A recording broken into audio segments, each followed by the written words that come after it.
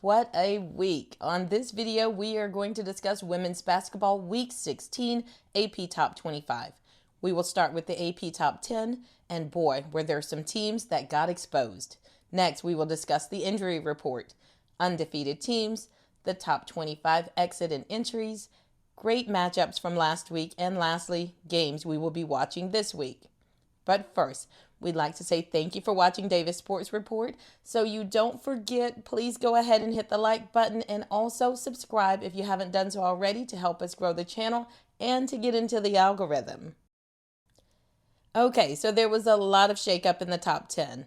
Coming in as our new number 1 is Notre Dame, up by 1. Next is number 2, Texas, also up by 1. Then at number 3 is UCLA, who fell by 2. Then there's number 4, USC, who climbed 2 spots. Then there's number 5, UConn, who also climbed 2 spots. And South Carolina dropped 2 to number 6.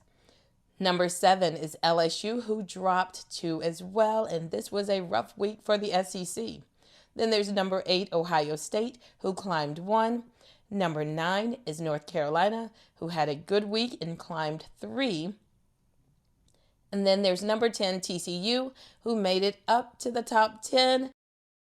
On the injury report, we continue to have players with season-ending injuries, but in addition, Kaomi McMillan with Rutgers was missing the past 2 games due to an injury, and let's hear what her coach has to say. I think Coach Kaomi McMillan was on the injury report. Is there anything you can give us on that as far Yeah, as she's reported that she's not 100%, not feeling 100%, and so we're going to just take it day by day, game by game, and when she's feeling 100%, then she'll suit back up. Also, Tanaya Latson of Florida State, who missed their last game against Miami and is being listed as day-to-day. For undefeated teams, well, UCLA is undefeated no more. Therefore, we have no undefeated teams, so this will be the last time we discuss undefeated teams. For the top 25 exits, well, you saw the shakeup at the top 10. That continues all the way down. This was one rocky week.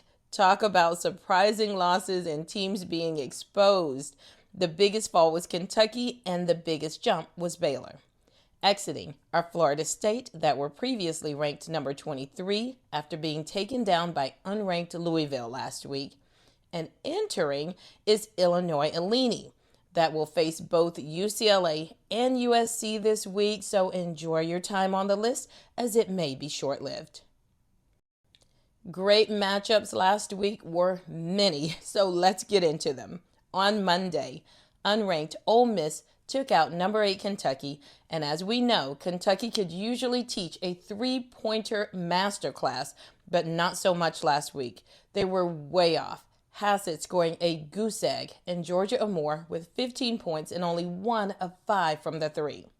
Looking at these stats, it looks like Kentucky lost on fouls that resulted in made free throws.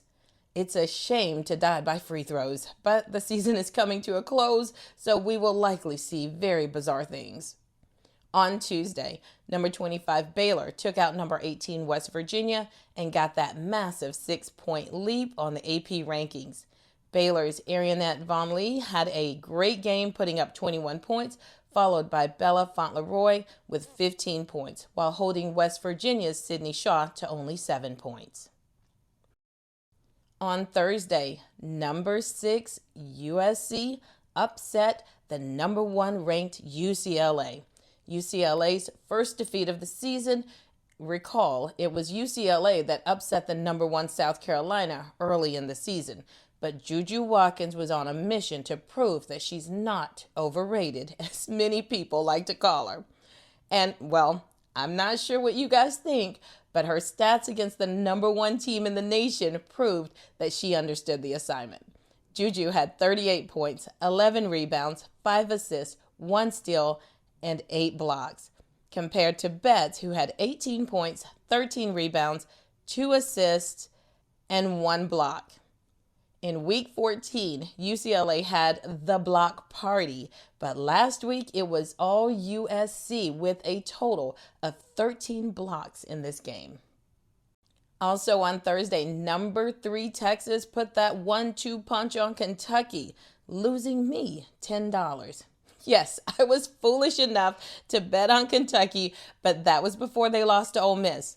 Kentucky came off a stellar week the previous week, but stumbled and fell flat on their face this week.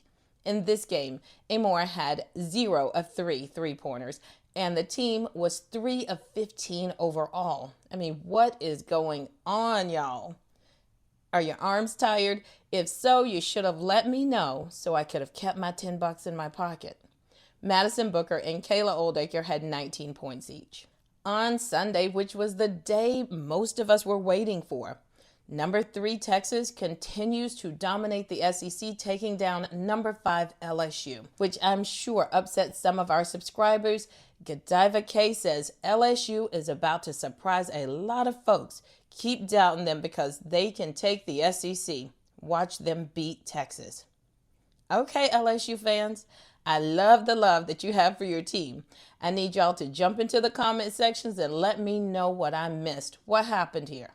The first quarter ended 10-all, but the second quarter, LSU put in the work, going into the half up by 9. Michaela, Flau'jae, and Anissa were letting us know that LSU was there to take home that win.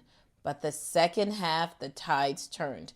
In the third quarter, Texas closed that gap to 5. Then they blew the socks off in the fourth quarter, outscoring LSU by 12 points, with Jordan Lee and Brianna Preston helping from the bench. Madison Booker had a double-double, 16 points and 10 rebounds. Taylor Jones and Rory Harmons were also in the double digits. Also on Sunday, number 7 UConn takes out number 4 South Carolina at home, who hasn't lost a home game since December 3rd, 2020. Yeah, 2020. That's 4 years, which was the 4th longest home winning streak. This game had to be very frustrating for the Gamecocks fan. I mean, Pharaoh X115 is always caping hard for those Lady Gamecocks in our comments section with so much confidence.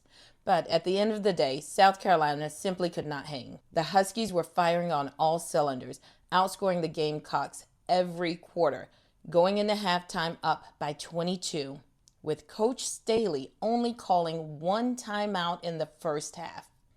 Y'all adjust. The MVP of the game was Ozzie Fudd's, hands down, 28 points that included 6 three-pointers.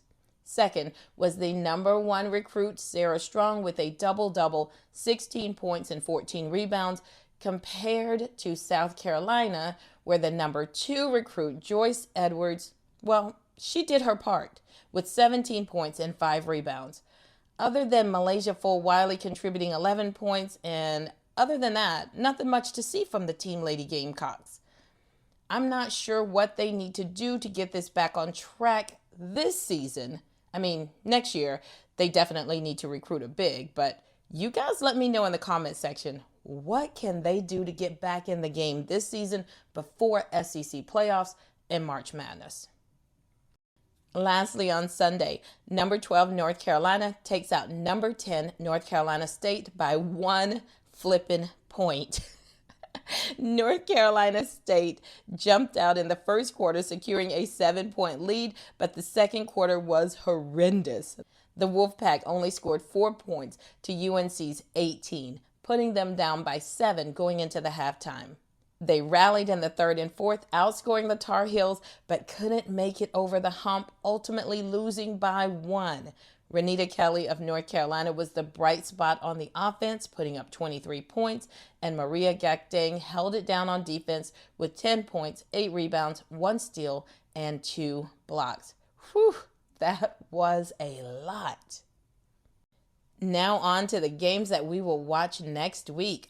On Monday, number 1 Notre Dame versus number 11 Duke. Then on Thursday, number 13 North Carolina State versus number 20 Georgia Tech. Then not a whole lot happening in between Monday and Sunday. On Sunday, we have Notre Dame versus number 13 North Carolina State, number 6 South Carolina versus Vanderbilt. And while Vanderbilt isn't ranked, Michaela Blakes broke her SEC scoring record again against Auburn, scoring 55 points. Will the Gamecocks be able to hold her down? That's all I want to know. What are they going to be able to do with Michaela Blakes?